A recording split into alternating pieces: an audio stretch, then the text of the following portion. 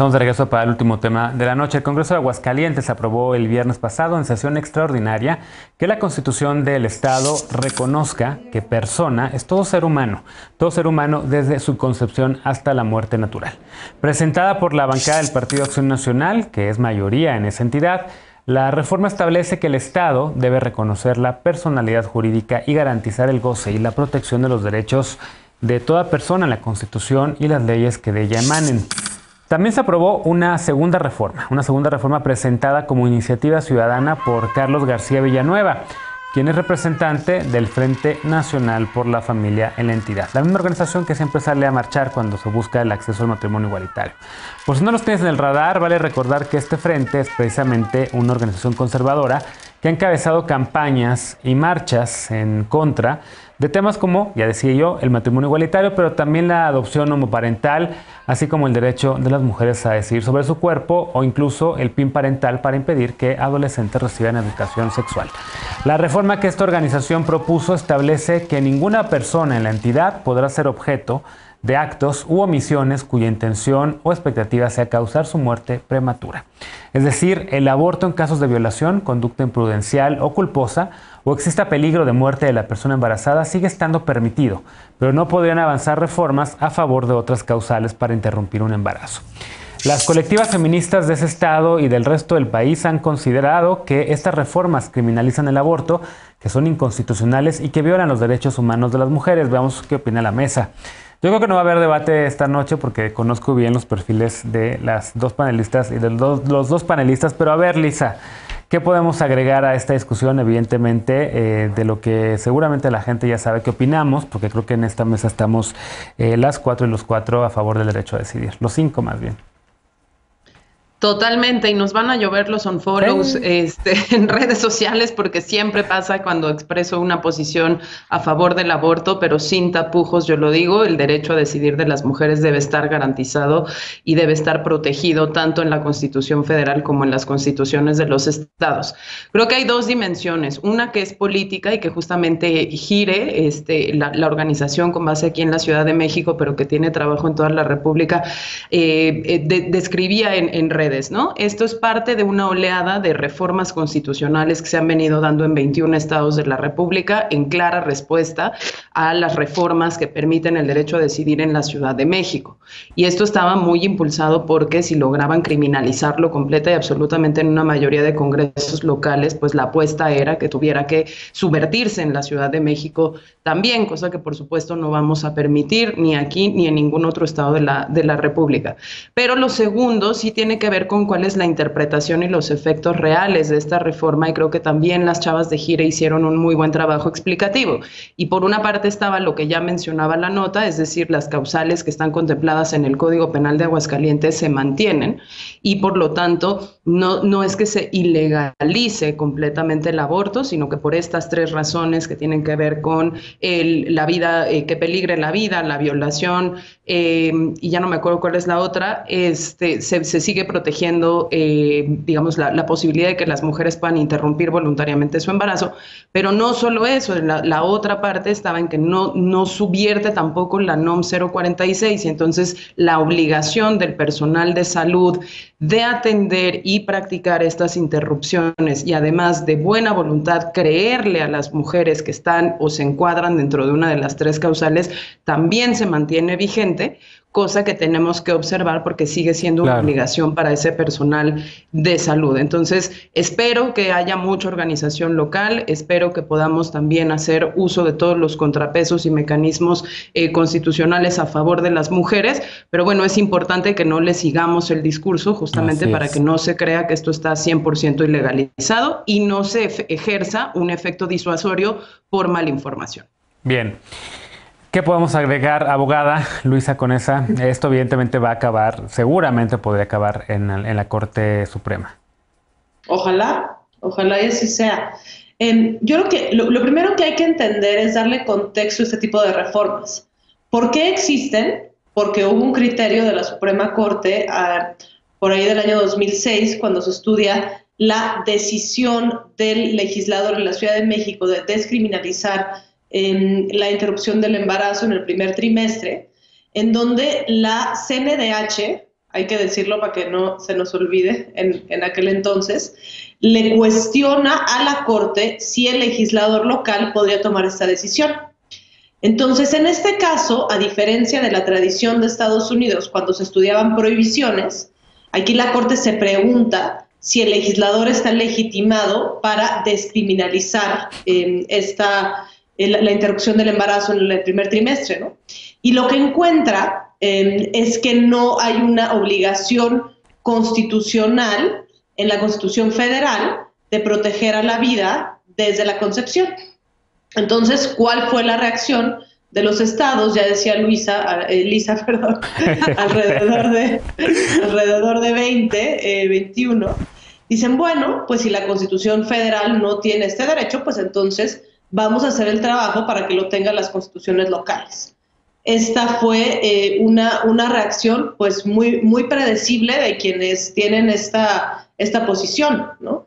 No, tal vez quienes no la tenemos no nos gusta, pero es un caso interesante para entender el efecto que tienen las decisiones de la Corte más allá de un momento específico, ¿no? Cómo tienen efectos en el tiempo. Entonces, bueno, eso es una para darle contexto a este tema. Y la otra, decías, ojalá y termine en la Corte, pues sí. ¿Cómo puede terminar? Pues podría ser una acción de inconstitucionalidad, pero ahí tendría que existir el 33% de la minoría parlamentaria en el Congreso de Aguascalientes que no estuvieran de acuerdo, o podría ser también la CNDH local. O el gobernador del estado, ¿no? También. O el gobernador del estado, efectivamente. Así que, pues, que así sea. A ver, Eder, ¿cómo lo ves tú? Porque evidentemente también poniendo este tema en contexto, pues hay una presión por parte de las colectivas feministas de las mujeres de Morena que buscan que el aborto sea federal, que ocurra en todo el país, ya sea a través de una reforma a la Ley General de Salud o a través de una iniciativa como tal, y ahora ocurre esto en Aguascalientes. Sí, y en otros estados, como bien consignaste al principio, ha estado sucediendo. No creo que el gobernador meta algún recurso para tirar esta iniciativa. La ultraderecha domina el Bajío. El Bajío está muy cerca de Dios y muy lejos de Dios y muy cerca de la ultraderecha. Les voy a contar una anécdota porque yo suscribo todo lo que ya dijeron Lisa y Luisa. Punto por no equivocarte.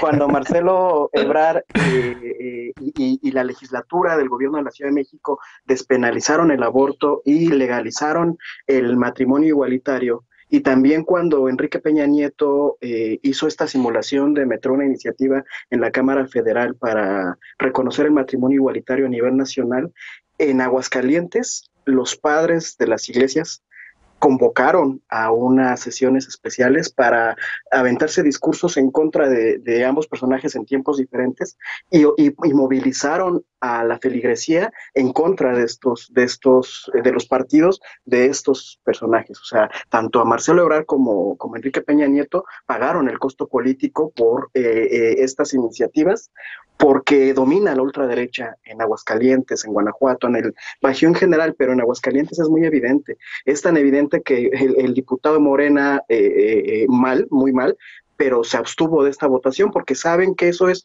la muerte política ahí, y desafortunadamente las organizaciones y colectivas feministas son muy pocas. En Morena hay voces como Nora Rubalcaba, ella como cuando fue diputada local, antes de que existiera Morena, hace mucho tiempo, impulsó en la Cámara local la despenalización del aborto y se le echaron para abajo, la eutanasia y también se le echaron para abajo, y nunca más volvió a ganar una elección, para que vean el poder que tienen estos personajes ahí. Bien. Finalmente, Lecona, cerramos contigo este bloque. Pues a mí me tiene muy nervioso la ultraderecha, por supuesto, pero muy decepcionado el partido en el gobierno, el movimiento de transformación que guiña, se alía, simpatiza, renueva y ayuda a partidos como el PES, que definitivamente son repositarios de todas estas luchas en contra del derecho a decidir de las mujeres. Y como ya lo hemos platicado en infinidad de ocasiones. A ver, pero hay pausa porque no nada más es el PES. O sea, el PES en los estados en efecto ha presentado algunas iniciativas como PIN parental y se ha aliado con Acción Nacional y con alguno que otro y otra despistada y despistados de Morena o del mismo PRD incluso, o del PRI también. Sí, por supuesto. Entonces, yo hablo y sobre todo por por lo que tenemos enfrente, que fue uno de estos partidos, porque se ve así, muchas veces se minimiza el peso que tienen estas alianzas, pero al final de cuentas, gracias a que son parte de esa coalición legislativa, que son parte de esos votos que necesitan en la Cámara para una u otra cosa, es que no se ha podido avanzar esta agenda.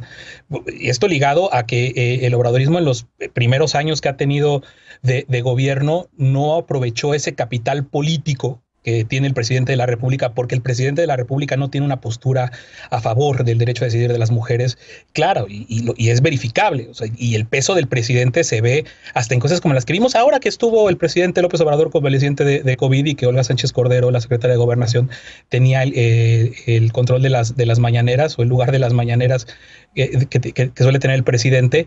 Cuando se le pregunta, pues aprovechando que es la secretaria de Gobernación, que tiene una postura clara a favor, ¿qué opina de la consulta en materia de aborto de la que había hablado el presidente meses atrás? Y dice, no se va a consultar el derecho a decidir de las mujeres, se va a consultar sobre un tipo penal, ¿no? Pues, o sobre un delito. Pues por supuesto que el delito y la criminalización del aborto en sí mismo es consultar sobre el derecho a decidir de las mujeres. Entonces, en ese mar de contradicciones, en esa orfandad política desde Palacio Nacional que tiene esta agenda, es que yo lamentablemente creo que va a pasar todavía mucho tiempo, más allá de este sexenio, y para cómo están las cosas y para cómo están las alianzas con esos grupos conservadores, de los cuales hoy necesitan construir mayorías legislativas, mayorías parlamentarias, se ve muy, muy difícil que vaya a ser en esta transformación el tema vaya a avanzar a lo que tendría que ser, y que es la postura que tenemos aquí las 4 personas que estamos debatiendo. Claro, y de cara a las elecciones del 21, nadie le va a querer entrar a este proceso ahorita. Levantaste la mano, Eder. Sí, rápido. Yo creo que poner el ojo en las alianzas es no comprender muy bien el proceso, y no estoy... Uy, se congeló. Ahí está. Es que incluso dentro de Morena hay mucha gente que está en contra de la despenalización del aborto, porque la sociedad es uno de los temas que más divide, y Morena es un crisol bien amplio de posturas político-ideológicas. Entonces, sí tenemos ahí un problema que es muy profundo, la despatriarcalización de la política, pero además impulsar estas agendas que tienen que ver con la erradicación de la violencia de género es un montón de educación, un montón de reeducación, un montón de diálogo, porque lo cierto es que es un tema tan complejo y que tiene posturas tan confrontadas que sí confronta a la sociedad.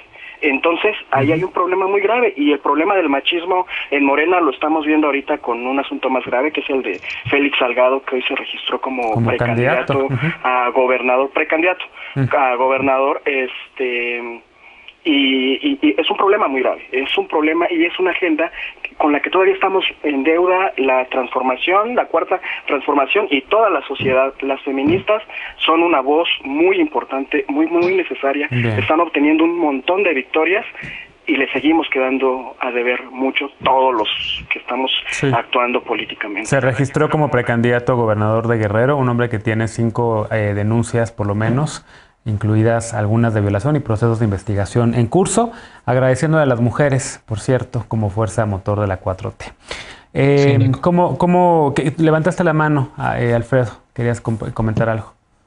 Nomás para decir que no entiendo, qué es lo que no entiendo, que dice Eder que no entendemos, porque pues la verticalidad es evidente. O sea, si el presidente de la República tuviera esta agenda en él, si creyera en él, la impulsaría, como ha impulsado muchas cosas que no son muy populares. Como ha mandado una reforma preferente en materia energética, ¿no? Por ejemplo. O la de la Guardia Nacional. Exactamente. El presidente es muy claro también en sus posturas y también en las posturas que no nos gustan. O sea, este tema de la despenalización del aborto, él ha sido muy claro desde siempre. No es un compromiso que haya hecho ni en campaña ni ahora, y no lo justifico, es su posición personal. Y creo que el problema es de fondo, es un asunto de que en México sigue imperando la cultura del patriarcado, y Andrés Manuel tiene elementos también, por supuesto, y hay cosas que él sabe que si impulsa van a dividir a la sociedad. Y ahorita que hay un montón de agendas que necesitan de la unificación, pues hay que impulsarlo. Que nos divida mejor por esos temas en lugar de por los otros que está dividiendo, ¿no? Pero bueno. Vamos a hacer una pausa, regresamos para despedirnos de las y los panelistas de esta noche con la paparrucha de esta noche. No te vayas.